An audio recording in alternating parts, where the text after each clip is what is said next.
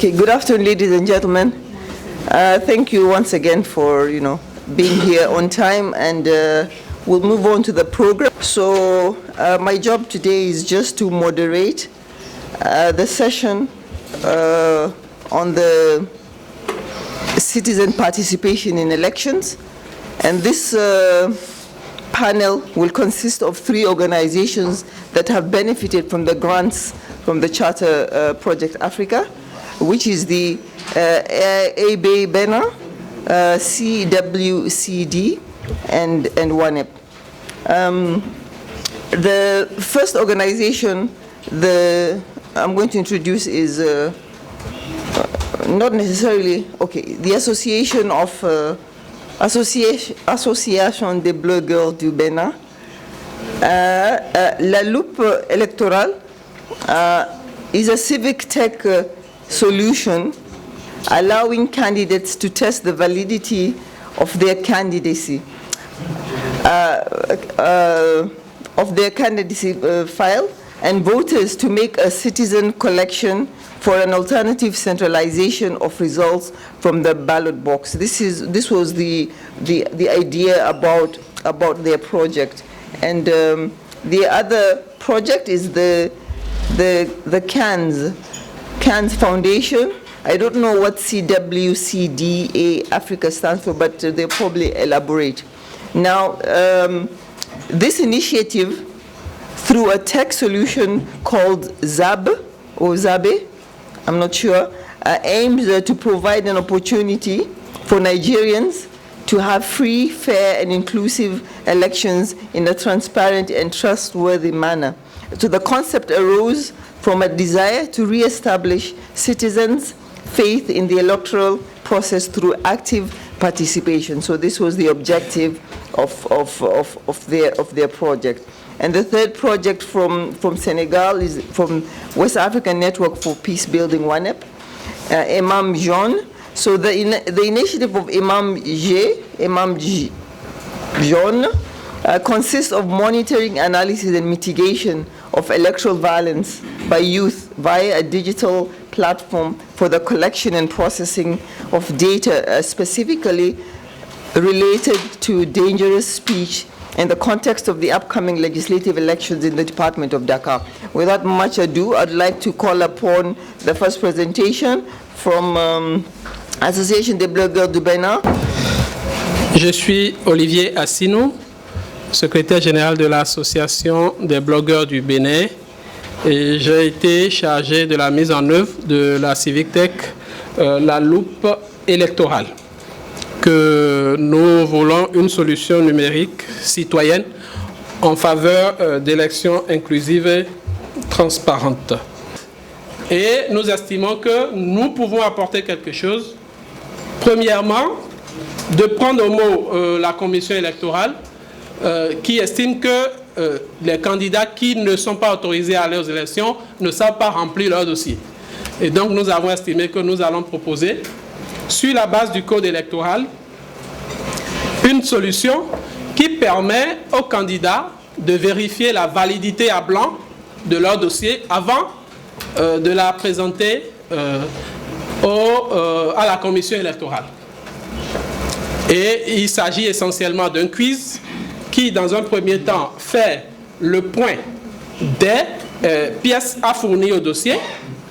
Et donc, il faut répondre si vous avez ces pièces. Ensuite, sur chaque pièce, vous devez répondre à des critères précis sur la date de validité, sur l'autorité qui l'a délivrée, ainsi de suite. Et c'est après ça que l'application vous donne donc comme résultat les pièces qui vous manquent, ou bien vous faites des observations sur les pièces que vous avez annoncé de tenir.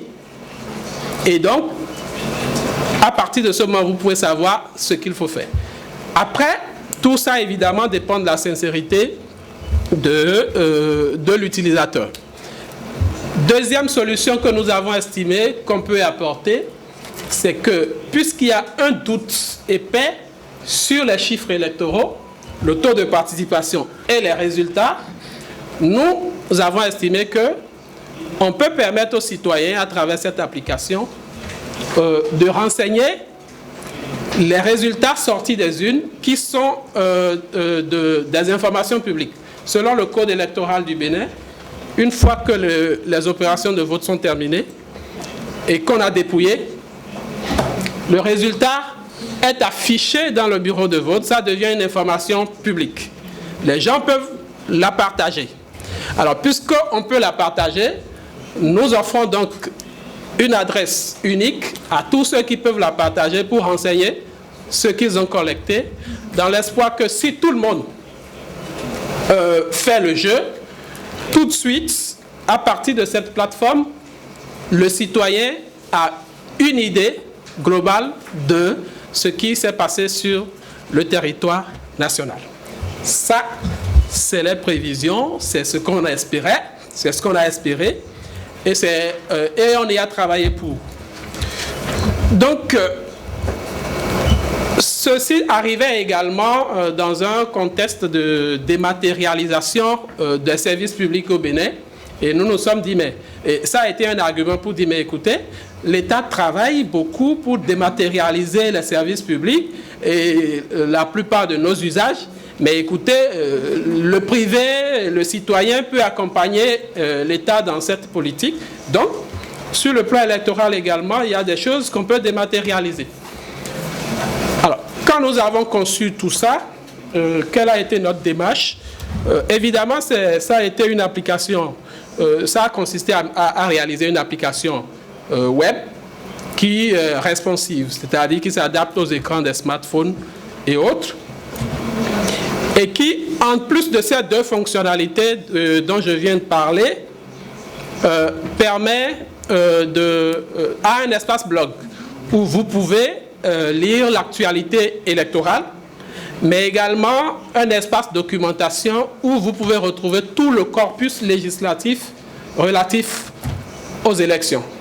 Nous pensons que notre initiative et la campagne que nous avons fait autour a joué un rôle dissuasif également dans les tentatives de fraude.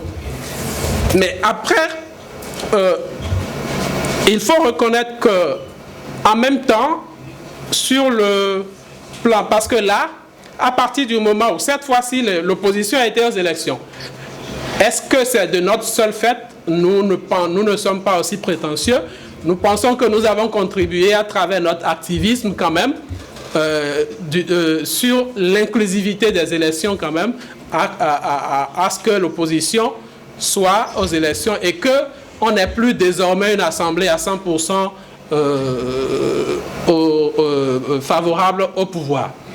Nous pensons également que le constat est que le taux de participation pas que le taux s'est amélioré, mais il y a eu une meilleure affluence.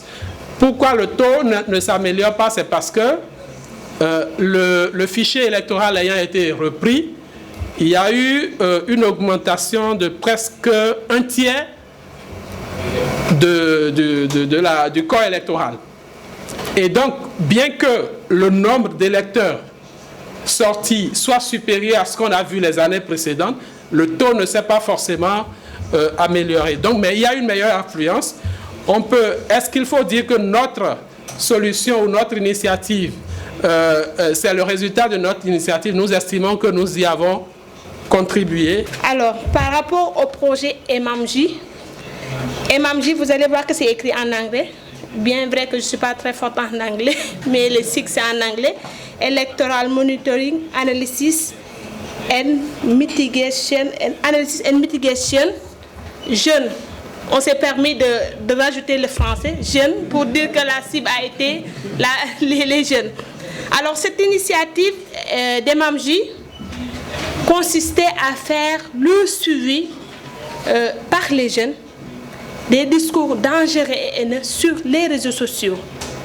Il s'agissait concrètement de suivre des leaders politiques sur leur page Facebook, Twitter, Instagram, sur les réseaux sociaux en quelque sorte, ou sur le terrain, parce qu'il arrivait que ces leaders politiques descendent sur le terrain pour battre campagne. Alors, le contexte qui a fait qu'on s'est intéressé à faire le monitoring des discours dangereux et haineux, On avait les divisions sociopolitiques marquées par des rapports tendus entre le pouvoir et l'opposition. On a eu également la loi trop controversée sur le parrainage des listes et candidats qui a fait beaucoup de bruit au Sénégal. On a les conditions socio-économiques difficiles qui ont créé beaucoup de frustration. Vous avez certainement entendu parler des manifestations de mars 2021 avec des populations frustrées qui ont profité d'un problème concernant un leader politique pour sortir dans la rue. Il y a aussi le fait qu'il y a certains discours négatifs vite disséminés sur les médias sociaux et classiques. Un petit message qui fait le tour du monde en un clin d'œil. Il y a aussi la question de la vulnérabilité des jeunes à la manipulation des hommes politiques. Il y a aussi les récits négatifs sur les jeunes qui sont vus comme acteurs, mais en réalité, ils sont des victimes de l'instrumentalisation des politiques et des violences électorales. Quel était l'objectif de ce projet? C'était de prévenir les conflits relatifs au discours dangereux et haineux lors des législatives passées. Législatives déroulées au Sénégal en 2022 par la mise en place d'une plateforme technique d'alerte et de réponse à partir d'indicateurs pertinents. Parce que nous avions formulé 18 indicateurs que nous avons intégrés dans la plateforme. Mon collègue viendra parler de cette plateforme. Et c'était pour surveiller spécifiquement 3 zones. 3 zones du département de Dakar, à savoir la Médina, Grand Dakar et les Parcelles Assainies. Alors, comme objectif spécifique, c'était de faire participer ces jeunes du département de Dakar au combat de la non-violence en utilisant les outils civiques tech. Mais aussi de construire un nouveau modèle de jeunes citoyens engagés à travers le digital pour la stabilité de leur communauté avec une participation politique plus accrue. Bonjour à toutes et à tous, je me présente. Je réponds au nom de Major Faye. Je suis assistant au programme Jeunesse, Paix et Sécurité de ONEP Sénégal. Et j'ai assisté Rose durant tout le long du processus de la mise en œuvre du projet Civitech. Je suis chargé aujourd'hui de vous faire une petite démonstration de la plateforme digitale d'alerte et de suivi des discours dangereux ou haineux, où il s'agissait d'observer les discours qui se faisaient durant les phases électorales, à savoir pré-élection et post-électorale. Nous avons eu à établir un système de supervision à distance de projet MMJ, de suivi et évaluation via Kobo Toolbox. Voici quelques images. Et ce dont nous avions besoin, c'était un ordinateur avec une connexion à haut débit, Internet, des smartphones ou tablettes avec capacité GPS ou localisation. Ce que nous avons couvert, créer et configurer des comptes Kobo Toolbox pour les moniteurs, créer des formulaires, monitoring des discours haineux dangereux, les incitants électoraux, sur mesure avec localisation, partager les formulaires avec les moniteurs sur le terrain, accéder aux questionnaires sur téléphone, tablette et ordinateur via un lien Internet que nous avons généré, accéder aussi aux questionnaires sur des smartphones Android via l'appli Kobo Collect, voir et exporter des données collectées sur le terrain, analyse basique des résultats de l'enquête dans Kobo Toolbox. La première phase, c'était de créer un compte pour les moniteurs via Kobo Toolbox. Ensuite, il s'agissait d'intégrer des indicateurs de monitoring des discours dangereux et haineux, à savoir les 18 indicateurs. Après, il y a eu la création des formulaires, questionnaires, enquêtes pour collecter les données sur le terrain. Après cela, nous avons procédé au déploiement des formulaires finalisés pour la collecte des données sur le terrain. Il existait deux méthodes pour partager les formulaires avec les enquêteurs. Soit ils avaient l'application Kobo Collect, ou bien on générait un lien pour ceux qui avaient par exemple des iOS, à savoir les iPhones, qui ne pouvaient pas prendre l'application ODK Collect, nous avons généré des liens pour que ces derniers puissent faire leur monitoring des discours dangereux et haineux dans leur zone. Après, il y a eu l'utilisation de l'application Kobo Collect sur smartphone, tablette, Android pour collecter les données sur le terrain. Là, ce sont les différentes étapes, à savoir les procédures d'application, d'installation de l'application, avec ces différentes étapes. Après cela, il fallait qu'on ait un accès et remplissage des formulaires via les liens pour l'utilisation sur le terrain par les moniteurs. Voilà quelques exemplaires de formulaires qu'on a eu à faire, à déployer. Après, on a eu à faire une analyse des données après collecte, c'est-à-dire visualiser et exporter les données de terrain.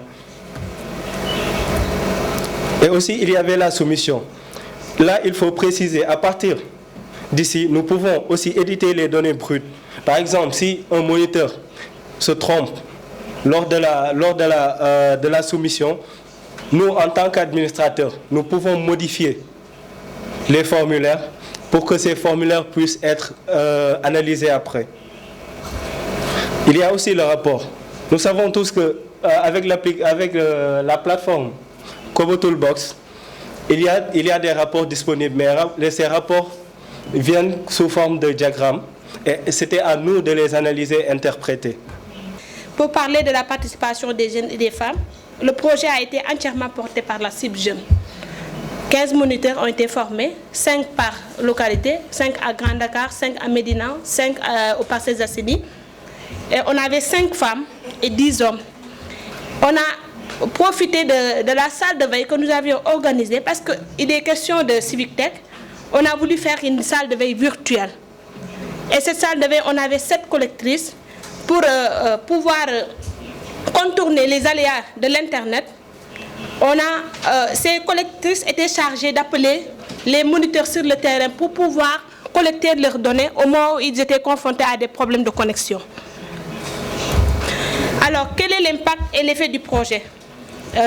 Les changements observés, c'était un engagement. On a un engagement des jeunes moniteurs à lutter contre les discours haineux ou dangereux au sein de leur communauté. Jusqu'à aujourd'hui, nous sommes en train de suivre ces jeunes et nous avons vu carrément qu'ils sont toujours en train de lutter contre les discours dangereux et haineux. Il y a un changement positif du discours chez eux. Ces jeunes, pour tous les messages qu'ils partagent sur les réseaux sociaux, on a vu, il y a carrément un changement, à commencer par ma personne. Je ne commande plus des commentaires négatifs depuis que j'ai été chargée de ce projet. Je vois des choses qu'il faut que j'ai des placements, mais je me contente de ne pas commenter. Il y a aussi l'engagement des moniteurs en politique sans violence. J'ai des moniteurs actuellement qui sont dans la politique, mais ils ne sont pas dans des trucs de violence. Engagement des jeunes moniteurs dans l'éducation à la paix et à la non-violence. C'est l'un des piliers du travail que nous faisons au quotidien. Et ces jeunes sont engagés à côté de nous. C'est pour parler de la pérennisation de ce projet. Le projet est fini, mais toujours ces jeunes sont avec nous en train de travailler pour l'édification de la paix et de la non-violence. Ces jeunes sont engagés à l'utilisation civique des réseaux sociaux. The project we embarked on was called Building Trust and Promoting Credible Election in Nigeria. So what gave rise about us even initiating to do something around this area was because we noticed a major gap in Nigeria was the youths becoming very political and not very interested in politics because they feel when it comes to politics their vote does not even count. So why participate? What's the need for it? So being a youth and being a tech-centric organization, we discovered that in Nigeria basically 80% of the youth are like large consumer of internet, especially social media. So we decided to go with a project that would utilize or leverage technology, especially the social media, to reach this particular set of persons, knowing that that is where they are mostly found when they are less busy.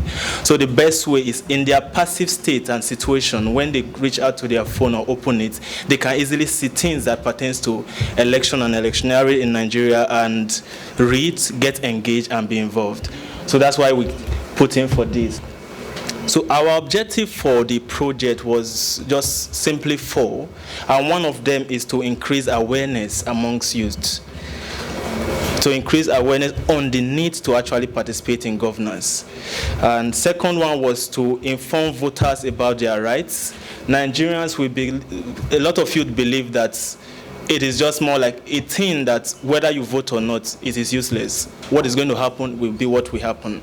But we saw the need to actually sensitize this youth to let them understand that regardless of that, you have your right to exercise your franchise and it still counts. So if we continue to uphold to political apathy, we may not make progress. So part of our second objective for our project was to get this youth informed on the need to be participatory when it comes to election in Nigeria, and noticing the fact that they have lost trust in the election. Our third aim and objective was to restore this trust in them by initiating a system that would deploy for our intervention. That is, introducing a technology-based system that enabled them to participate in governance without necessarily being in the 4 walls of offices or building where decisions are made. They can, in the comfort of their various home and ward, participate in governance just by clicking on their phone or by typing on messaging, as the case may be. So as we proceed, I'm going to talk about the technology tools that we deploy for the purpose of that. And also on that was us introducing, in continuation of that, was us introducing our tech solution, Zabe. So quickly, Zabe is a phrase in the northern part of Nigeria, Hausa to be precise. Zabe in Hausa means vote or to vote. So that is what we tag our election monitoring through that we deploy for the purpose of this project. So concerning our project deliverables, part of it was for us to hold a press briefing involving key stakeholders in civic engagement and governance, and bringing them together with members of the media to brief them about what our tech solution was about and how it works. Part of our activities to do on that day was also to demonstrate how this app works and how to use the app. So we also engaged in media advocacy, and we had a lot of robust activities in regards to that. We had a lot of virtual section involving youth, and also involved key influencers to talk about what the work we are doing, especially with the fact that we're introducing a tech solution that will enable youth and general citizens to participate in governance. And also we engage in roundtable discussion with women association and group, especially the women, market women groups, because we believe that when it comes to election canvassing, oftentimes and none, most people don't actually see the importance of this, the important role these women play in politics. So we decided to actually focus on the particular persons we feel may be relegated and deploy them for what we are doing, to actually share awareness, and also to do a little bit of peer-to-peer canvassing to let their ward understand the importance of coming out to vote. So because most times in Nigeria, when it's time for election, especially the market women, they don't even care, they go about their businesses. So we did sensitization in various markets to make them understand the importance of participating in governance, enabling them to see the fact that when it comes to populations and figure in Nigeria, the women actually outweigh the men. So if you all decide to go about your businesses, who and how is your vote going to count, and how is it going to be impactful in the nation? What's going to be your contribution? So with those advocacy, we decided to base our sensitization leveraging on those particular persons that we feel otherwise will not come out and vote. Also, we had a series of press releases, and that informed various activities that we did when it comes to us implementing our project. So our successes and achievements, I will just, because of my 1 minute, I will just quickly just wrap it up by saying we had rapid engagement, and we had improved voters' awareness visibly seen, and we had diverse outreach because we were able to work with our various volunteers to carried out our sensitization using various local dialects. That way we're able to reach people of various backgrounds in terms of election sensitization and monitoring as well. And we increase collaboration among stakeholders, as rightly mentioned. So, and lastly, to crown it all up, the most important takeout for us for this was the fact that the people engaged, or everybody involved in this, automatically became energized with governance and civic engagement, unlike what we used to see before. And I believe with the last turnout of events in Nigeria election process, we could see evidence of people coming out in mass to actually take part in governance. So that is it from Center for Civic Citizens Welfare and Community Development. Thank you, everybody.